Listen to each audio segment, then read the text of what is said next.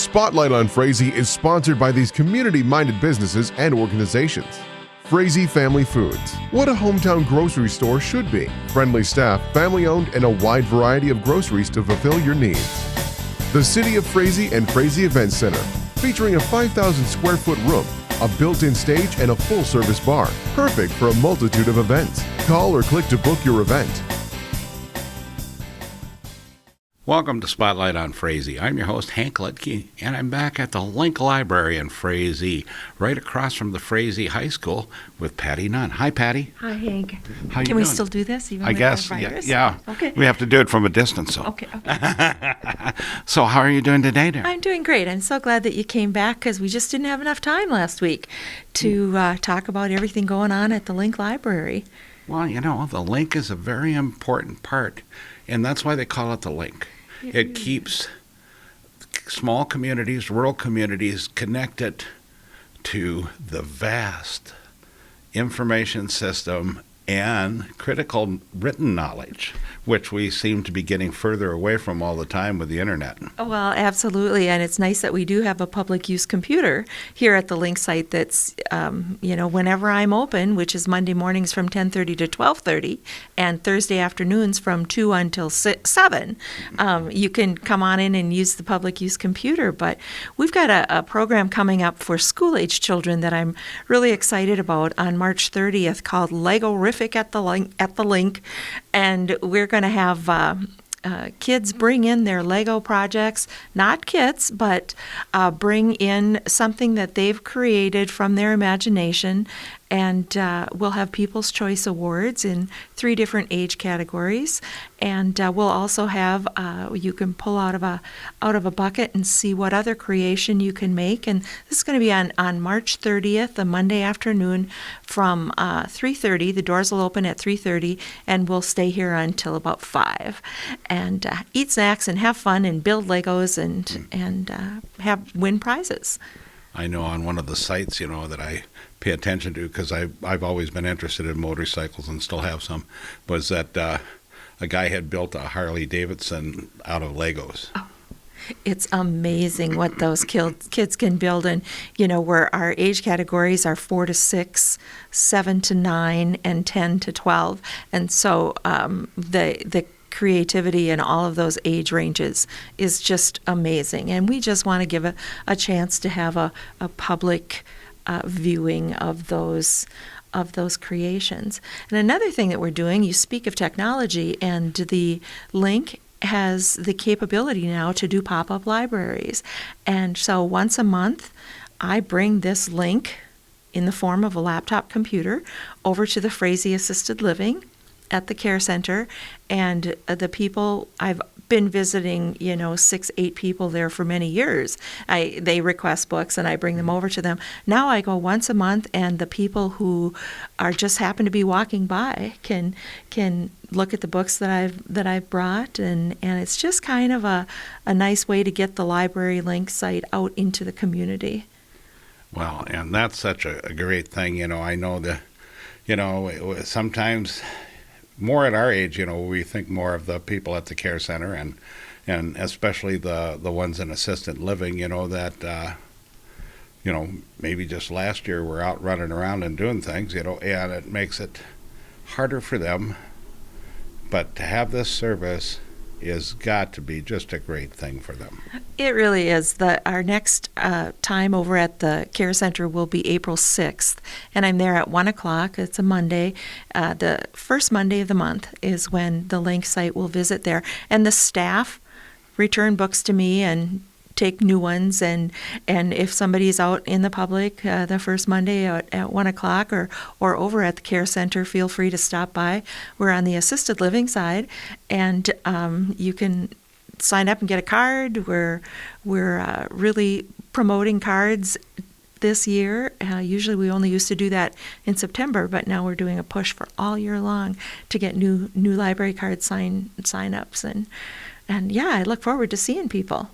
Well, that's great, Patty, and I've been very happy with having the Link. Just, we used to have the mobile, Yes.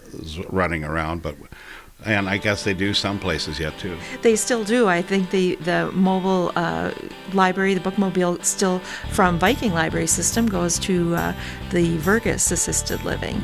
So it was just so nice of you to come again for a second week and let me get in what we missed.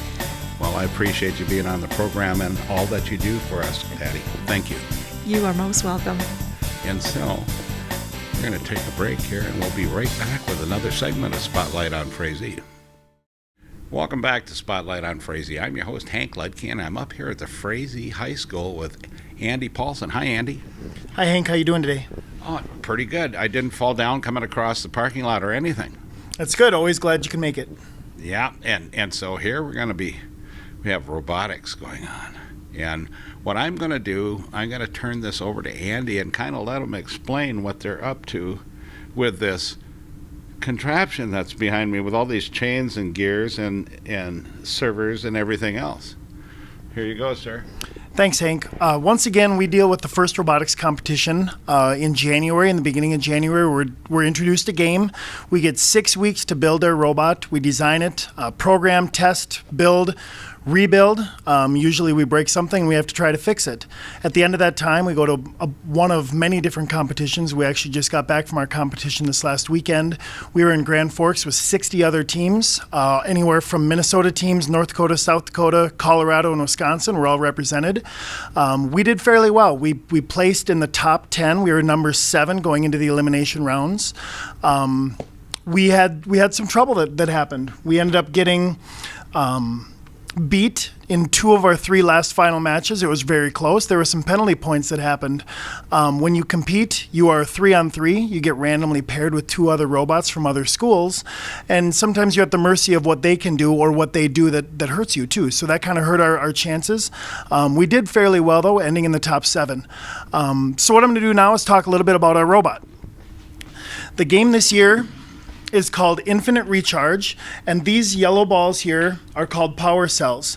The power cells are designed to be brought into your robot and then put into one of 3 goals. There's a goal that's low to the ground that's worth 1 point. There's a goal that's high to the ground that's worth 2 points.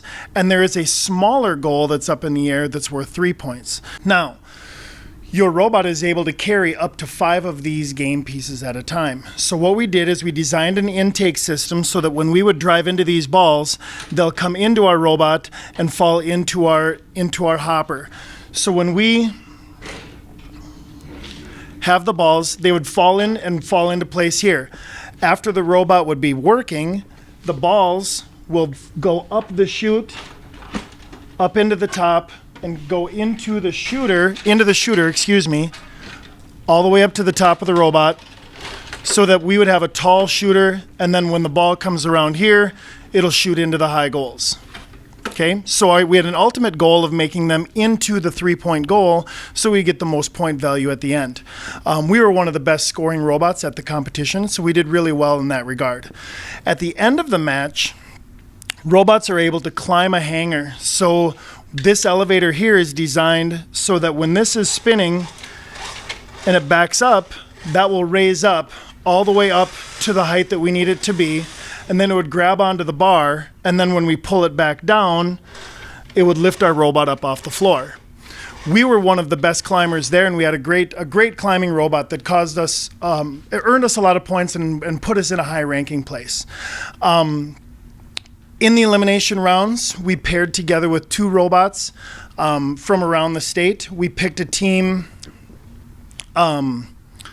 That helped us out scoring from the metro area. They were a very good scoring robot, and then we picked actually the Perham Robotics team to be on our alliance as well because they were a very good defending team. It turned out that we ended up going against the number 2 captain, and they were the Colorado team. They were a very, very solid team, and our defense wasn't quite enough to stop them from scoring as many points as they could, so they ended up winning in our elimination rounds. In addition to the robot at the competition, they have various awards that they give. We won an award called the Creativity Award. The Creativity Award is given for a robot that has a design attribute that is outstanding compared to other robots. And we won that for our climb because our climber was such a good climbing machine. And we climbed every match and we had no problem doing that. We're currently working on fixing some things. This intake isn't the intake that we had on our final robot, so we're working on trying to fix that right now, and we'll compete again in the end of the month. Thanks, Andy. You know, it's always interesting to see what's going on and how great the robotics has progressed and what a great thing it's becoming across the country. So, you know, always a pleasure to have you on the program, sir. Thanks, Hank. I appreciate it. And remember, pet the dog, hug the kids, kiss the wife, and wave at the neighbor. Next person you wave at could be your next best friend. With that, we'll catch you next week on Spotlight on Frazee.